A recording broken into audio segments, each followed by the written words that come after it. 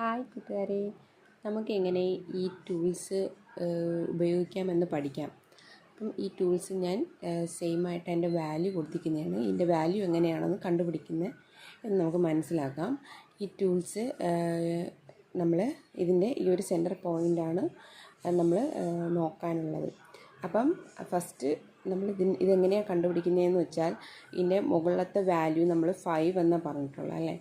എൻ്റെ മുമ്പിലത്തെ വീഡിയോസിലൊക്കെ പറഞ്ഞിട്ടുണ്ട് 5 ആണ്. അപ്പം ഈ ഒരു 5ൻ്റെ ഈ ഒരു ബീറ്റ്സ് മാത്രമേ ഇവിടെ ഉള്ളൂ. അപ്പോൾ ഇതിൻ്റെ വാല്യൂ എന്ന് പറയുന്നത്, അടുത്ത പ്രോബ്ലം നമുക്ക് എങ്ങനെ കണ്ടുപിടിക്കാമെന്ന് നോക്കാം. അപ്പം നമ്മൾ ഫസ്റ്റ് വാല്യൂ 5 എന്ന് പറഞ്ഞല്ലേ. അപ്പം ഈ ഒരു ബീറ്റ്സിൻ്റെ വാല്യൂ എന്ന് പറയുന്നത് 5 ആണ്. ഇനി അടുത്ത് നമുക്കിവിടെ 1 ഈ ലൈനിൻ്റെ താഴെയാണ്, അതായത് ഈ ഒരു ലൈനിൻ്റെ താഴെയാണ് കൊടുത്തിരിക്കുന്നത്. അപ്പം വീണ്ടും 1 അപ്പോൾ എത്രയാണ്?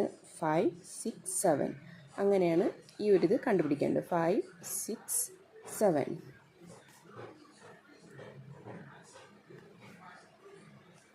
ഇനി അടുത്ത് കണ്ടുപിടിക്കാൻ നമ്മൾ ബീറ്റ്സ് വീണ്ടും പഴയതുപോലെ ആക്കിയതിന് ശേഷം ഈ ഒരു ടൂൾസ് ഇല്ലാതെ തന്നെ നമുക്ക് കണ്ടുപിടിക്കാം ഈസി ആയിട്ട്.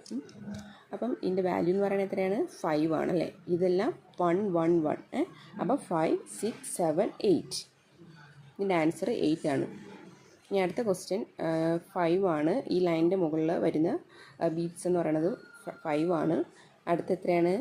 1 ആണ് അല്ലേ. അപ്പോൾ 6. 5 + 1 6. അടുത്ത ക്വസ്റ്റ്യൻ എന്ന് പറയുന്നത്, ഇതിൻ്റെ മുകളിൽ ഒന്നും തന്നിട്ടില്ല. അപ്പം ഇവിടെ 5 വാല്യൂ ഇല്ല, 5 ഇല്ല. അപ്പം താഴെയാണ് 1, 1, 1. അപ്പം 1, 2, 3. അടുത്ത ക്വസ്റ്റ്യൻ എന്താണ്? മുകളിൽ ഇല്ല അല്ലേ. അപ്പം 1, 2, 3, 4. അടുത്ത എന്താണ്? 5 തന്നിട്ടുണ്ട്. 6, 7, 8, 9. അപ്പം മനസ്സിലായോ ഈ ബീറ്റ്സ് നമുക്ക് കണ്ടുപിടിക്കുന്നത് എങ്ങനെയാണെന്ന്?